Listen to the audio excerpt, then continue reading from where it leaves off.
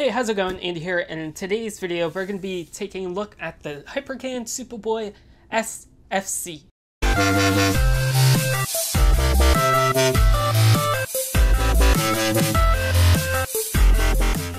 So this is the Supaboy SFC made by Hypercan. Hypercan makes some really good products. I actually have the Retron 3. I love it. It's great. And I've had the original Supaboy, and it was pretty good. It had some issues, but this basically fixes all the issues that the original Supaboy had. So let's unbox it and take some look at some gameplay.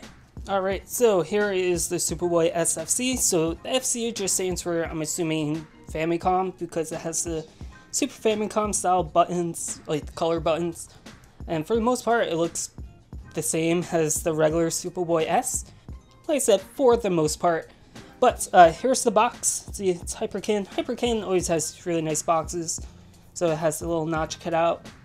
And it says Supaboy. So that's pretty cool. Then on the back, it just has words, you know. It just tells you about the system. It tells you all the specs and stuff. On the bottom, it just says Hypercan. Now, I did already open this because I wanted to charge it, just to make sure everything was good. So all you gotta do is pull up, then you're greeted with this lovely Supaboy SFC. So like I said, it has color buttons, very nice screen. There will be a screen protector on it, but I obviously already took that off. So just gonna take this out, set this off to the side. So it's nice, it sits in this little foam padding, which is pretty nice.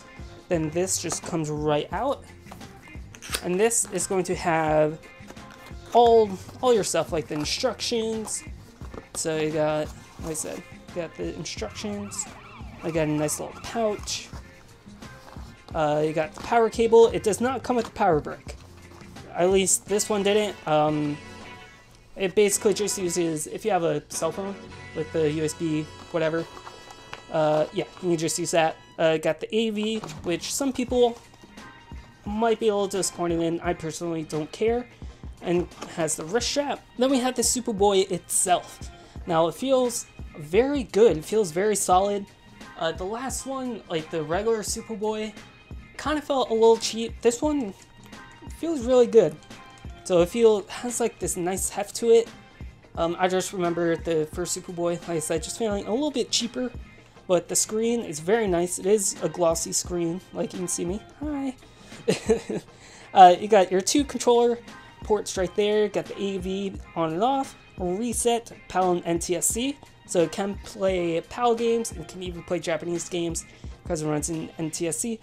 Power light, the DC in. Got the cartridge slot, which does a pretty good job. It's not super tight, but it's not too loose. So I think it's like the perfect amount.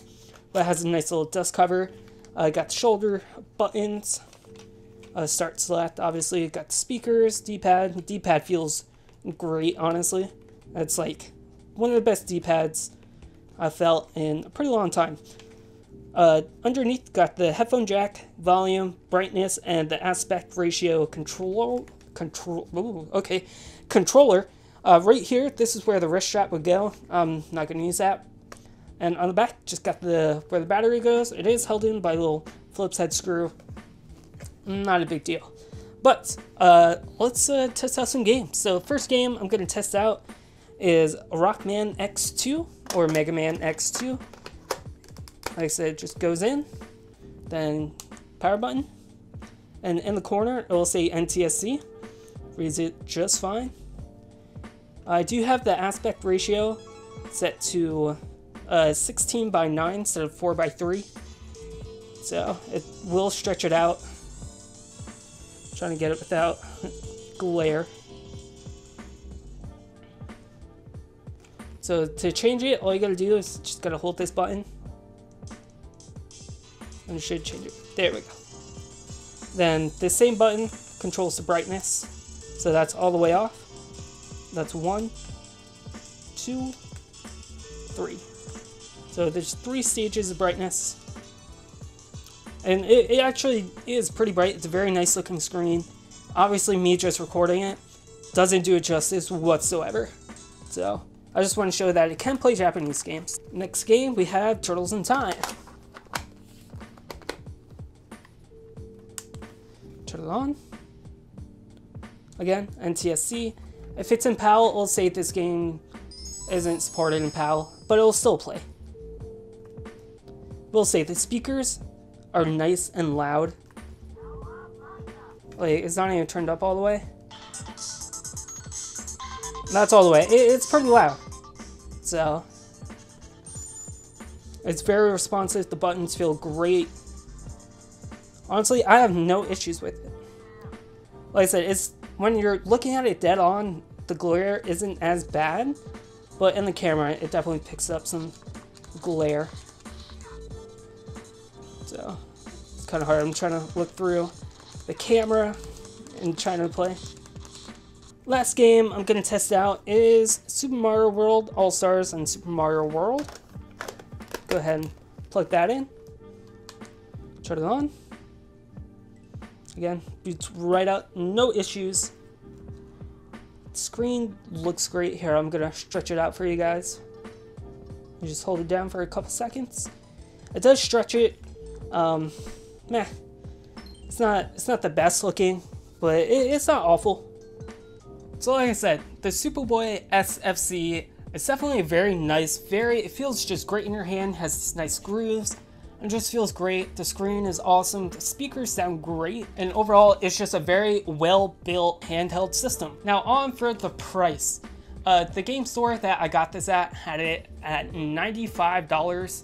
So I've seen them anywhere between, I want to say 80 to 100. So it's not bad. I didn't pay $95. I had some store credit and I used that. Do I think it's worth it? It's up to you. If you really like the Super Nintendo and you want to play Super Nintendo games on the go, then yeah, it's definitely a very good option. Or even if you can get the regular Supaboy, that again it was good. Had some issues, like the screen wasn't the best and the speakers kind of sucked, but if you're taking this on the go, you're probably gonna use headphones anyways.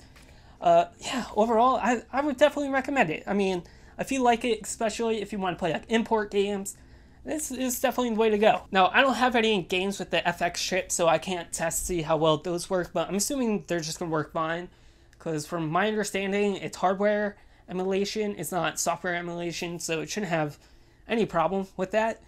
And as far as like the Super Game Boy, it worked on the original Supaboy, so I'm assuming it's going to work on this. But if you guys enjoyed this video, definitely give it a thumbs up. Leave a comment down below. If you have any questions about the Supaboy, or if you have any experiences with it, let me know again in the comments down below. And also link down below, I have my Twitter, my Instagram, and my Patreon on YouTube. As awesome as Dana Smith, she helps support my channel, you can too. And with that being said, subscribe, and I'll see you guys next time.